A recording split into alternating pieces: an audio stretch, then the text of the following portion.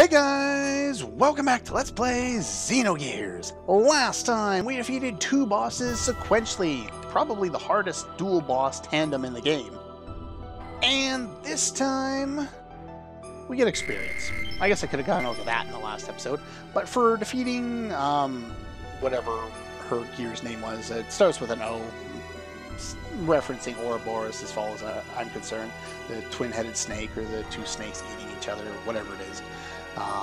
We get the Executor gown, and of course, since we know that she was the Executor anyway, you know, the Executioner, or whatever her name was, I guess that makes a lot of sense.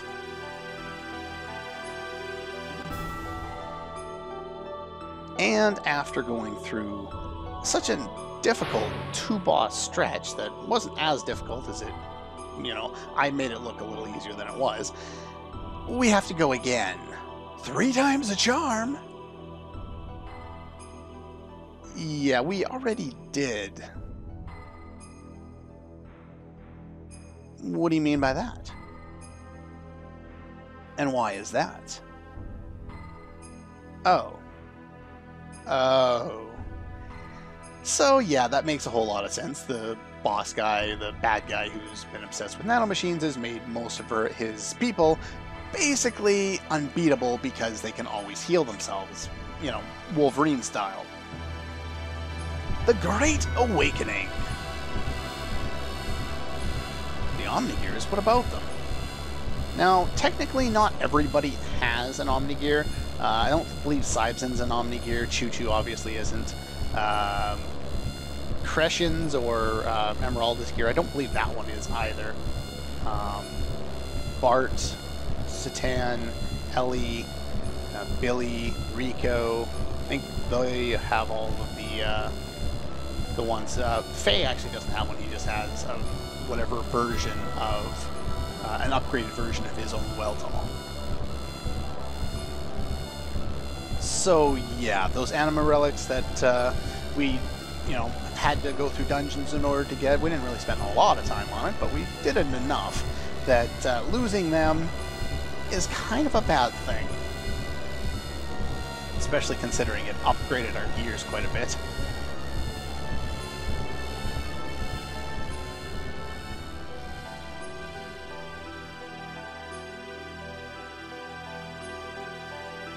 It seems. Yeah, no shit.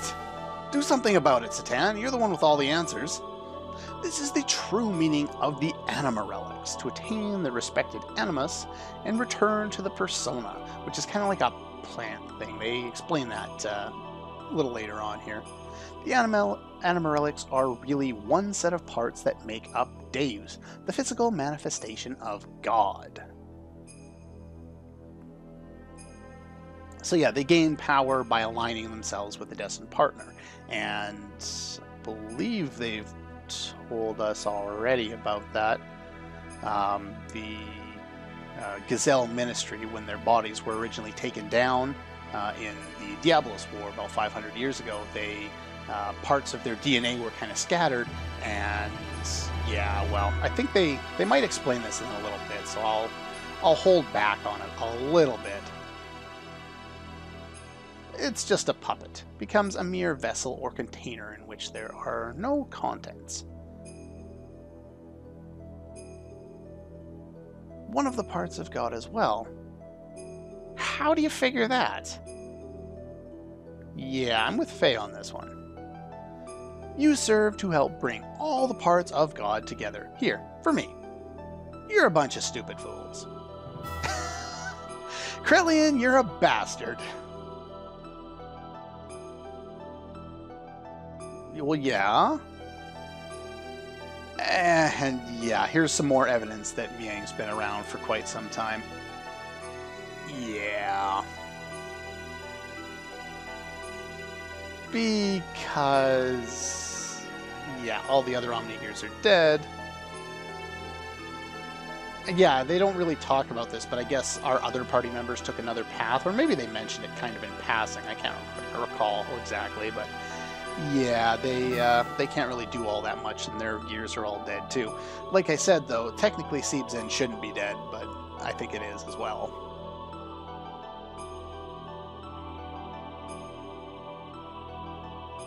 Hmm? Who said that? Oh, Ramses. See, we just kicked your ass again. You really are a worthless piece of trash, aren't you? It's just you. What are you doing here? It's not like you can do anything. You're weaker than all hell. What was its purpose? Only one purpose to your existence is to eliminate Emperor King. Yeah.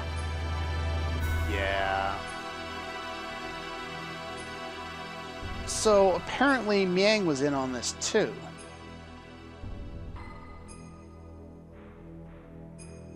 You were only made to remove our main hindrance. So basically, even though Miang's kind of been all over the place and seeming to side with whoever is getting her forward the most, at the end of the day, I think she's decided to side and has been planning all along with Krelian. To focus your mind on a single point. Being an artificial life form, you were mentally unstable. That is why we used phase existence, resentment. That is the source of your strength. We no longer have any use for you. You're a piece of trash. Being the reject that you are, why don't you just leave?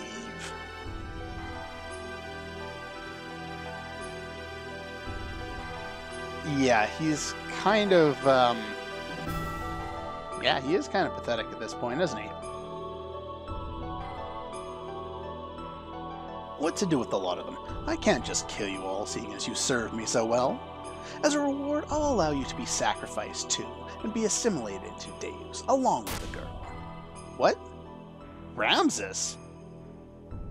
He did something useful! How did that work? Weaker than shit, and he just walks up to the bosses and just like, shank. I'm fated is not to be able to kill myself. All my wishes have come true. So, she wanted that too? That doesn't make any sense. And if you remember, those two were sharing a bed earlier in the game. So, think about how difficult that would be for Ramses to be able to do. That one, probably not so difficult.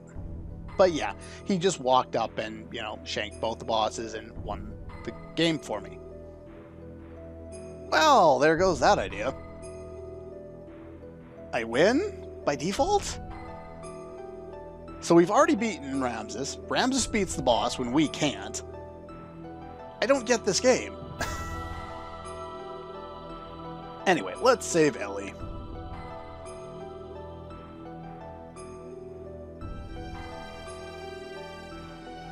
Hang in there, Ellie. I'll get you down.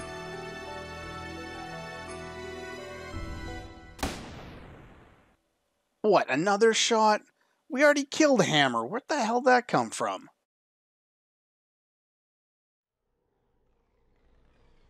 Ellie?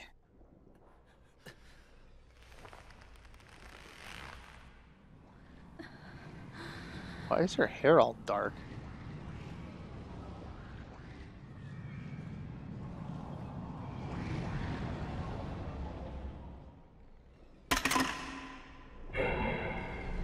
Oh, there's evil eyes everywhere, including on Ellie. More importantly, on that thing.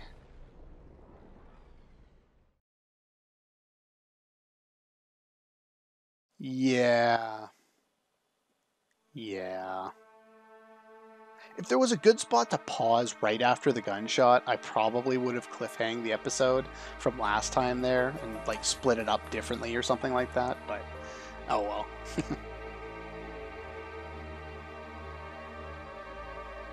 Yeah, that's how she got a gun. She actually took it from Billy there.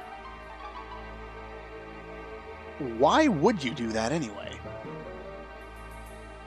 How could you? Why is everyone's answer to everything brainwashing? Has nothing to do with brainwashing. How the hell are you alive? Yes, I should have known the answer to that. Nanomachines. That seems to be the reason why everyone's still alive.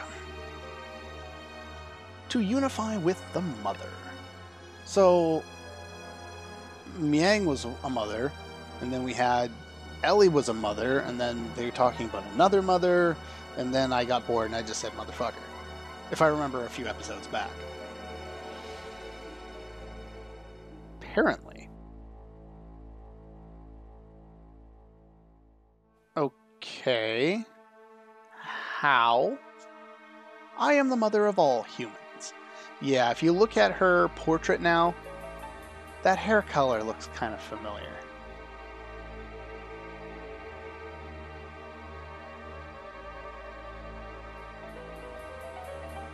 Looks like you were right all along, Bart. We shouldn't have trusted her.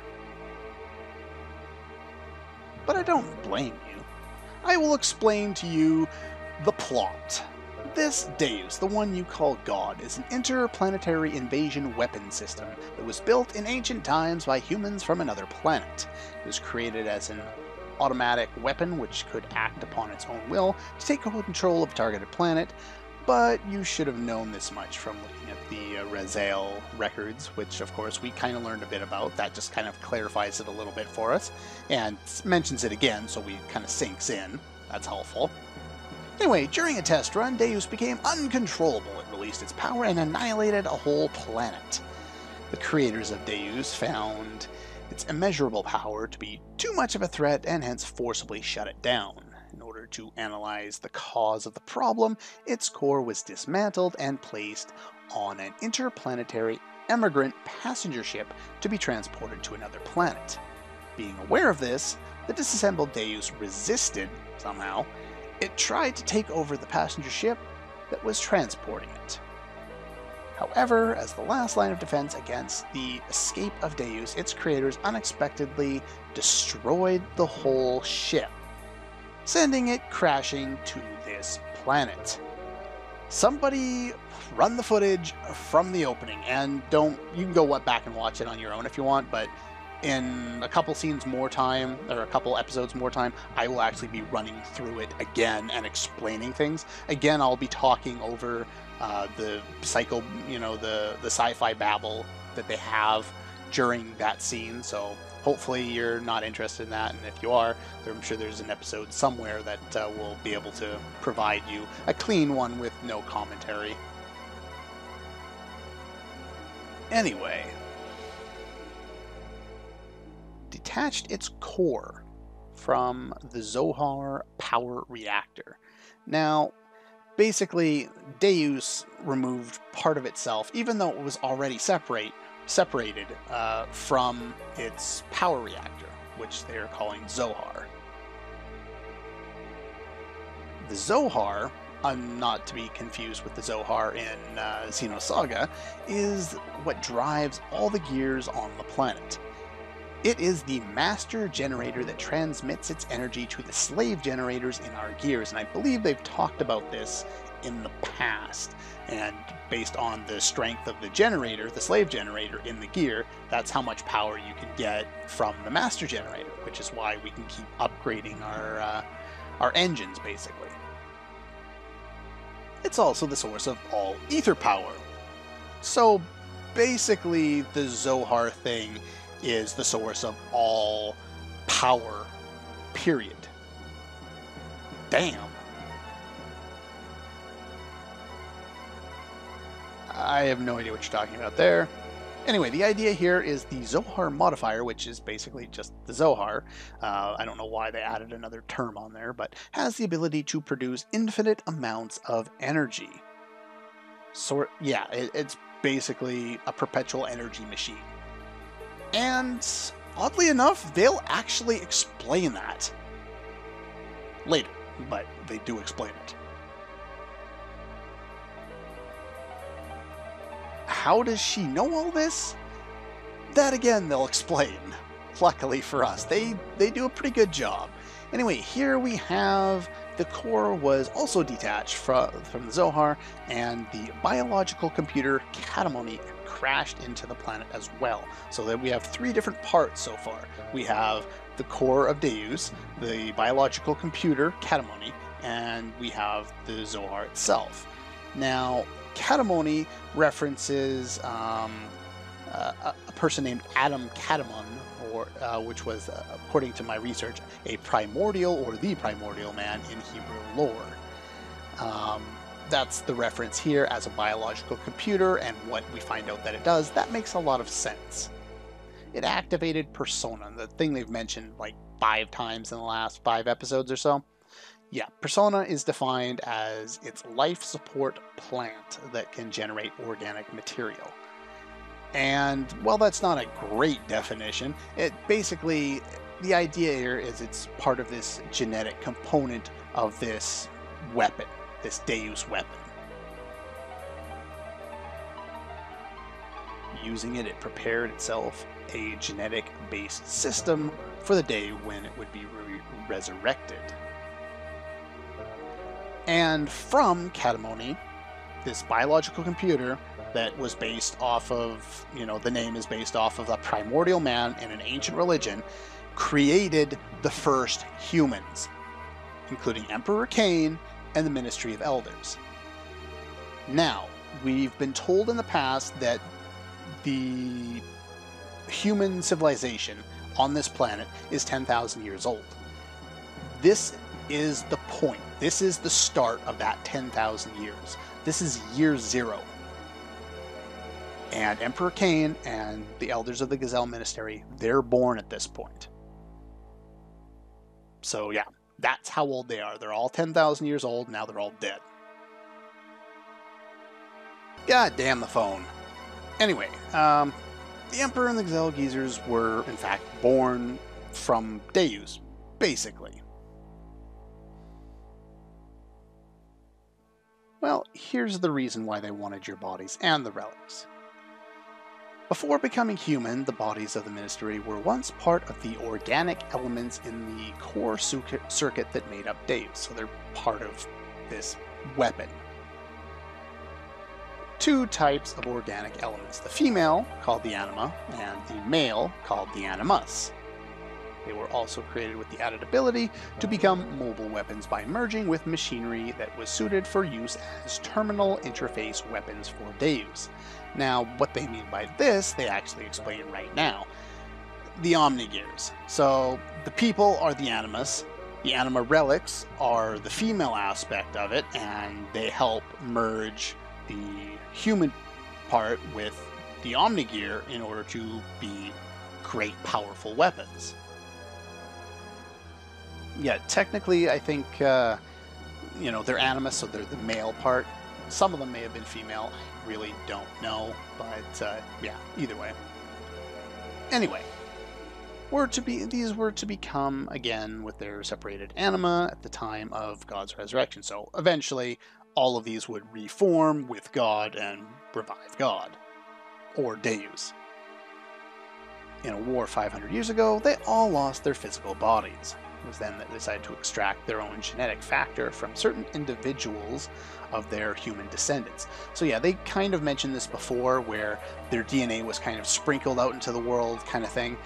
Basically, I guess through some of Solaris's genetic experiments, their DNA was implanted into some other people, and then so the DNA of these original Gazelle Ministry have gone down the line in descendants after descendants. Also, each of them could become one with their respective anima relics again. Now, they're not very clear until now, but yeah, all of them that are able to align themselves with anima relics, so Bart, Billy, Satan, Ellie, and Rico, I believe, are all descendants of the Gazelle Ministry by some means or another. And I guess Cain as well. They were born from the persona, this, organic plant thing, gave birth and propagated. They followed their inbuilt program to someday resurrect the heavily damaged Deus, which is why all of those ministry guys wanted to basically become God. They wanted to be one with God. That's what they were genetically programmed from their birth 10,000 years ago to do. And yeah, so they were the original people, so everyone created beyond that, since the originals were all created by Deus, God, everyone basically is here to provide for the resurrection of Deus, the resurrection of God. It wasn't just to restore the old body. More than half of Deus is constructed of biological parts. Remember the mutated humans? Yeah, those people are destined to become replacement parts for Deus. They're just extra parts to heal with.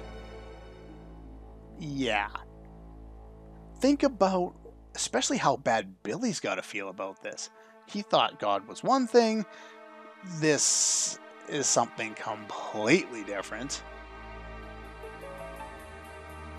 Almost all people, but you people gathered here are all different. You could say you escape that destiny by existing through multiple generations. So yeah, by existing through multiple generations, Choo Choo's not really involved in this because Choo Choo isn't human, so this has nothing to do with Choo Choo really, other than the fact that they're trying to summon something that could kill the entire planet. Yeah, that's... wow. Wasn't enough parts for Deus, but Krelian compensated for what was lacking. Reduction in number of parts was due to humans living through multiple generations, so they didn't have all those extra bodies. And basically that's us. But the deficiency in the human factor was made up for by nanomachines. What functions? Basically it's made him more powerful and faster healing and I guess more powerful or whatever. Why do you know all this? Yeah, the reason why her hair changed to Miang's color is because she is Miang, the keeper of time, the representative of our god, Deus. And again, luckily for us, they explain this because it doesn't make a whole lot of sense right now. I was born to guide the people toward the path of the resurrection of Deus. Miang was just killed over there. You're limited in your ability to understand. Miang's factor exists within all women. So basically it's, imposed on mitochondrial DNA or something, I don't know. Anyway, basically by this factor, she transcends time and is resurrected within other people to be the caretaker of humans at all time. When the previous one dies, another Miang is awakened in another woman somewhere on the planet. The fact that it happened to wake up in Ellie this time, they never really explained it, but it seems like it's just dumb luck more than anything else.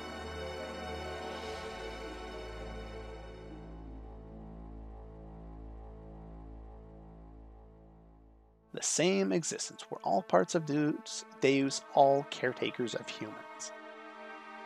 I know this episode is long, but we need to go through this plot. I may cut it in half, and yeah, we'll see.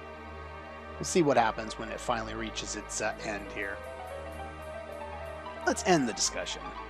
I am one of the parts that composes Deus, hence I must become one with it. Why did it have to be you? Yeah, why didn't it happen earlier?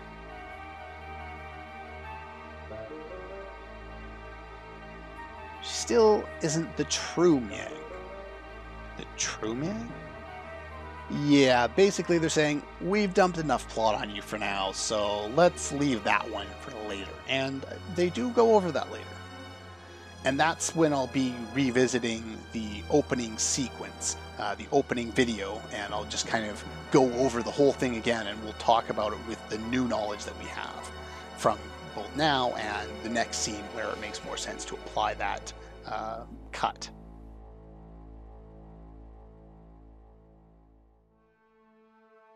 So she wants to unify with Deus and the Zohar modifier, or the Zohar itself. There is no modifier. It's not a separate thing. The Zohar modifier is the Zohar. I don't know why they do that. and they just made things more confusing. But this game loves to be confusing, so. Now our apocalypse. So yeah, it's basically the beginning and the end of the world. What's the purpose of doing that? Who knows? Makes sense. I'm just programmed to act this way. Biologically programmed. She's not a machine. She may have nanomachines within her, but that's about it. Anyway, it's time for the awakening of the true mother. Again, they're confusing us at this point. Farewell, Faye. May you have a peaceful awakening. And that's pretty much all the time I have for this episode of Let's Play Xenogears. Enjoy that plot dump?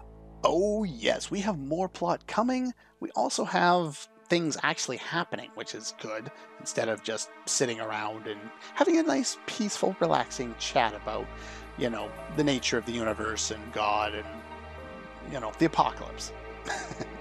Anyway, that's all for this one, and I'll see you guys next time.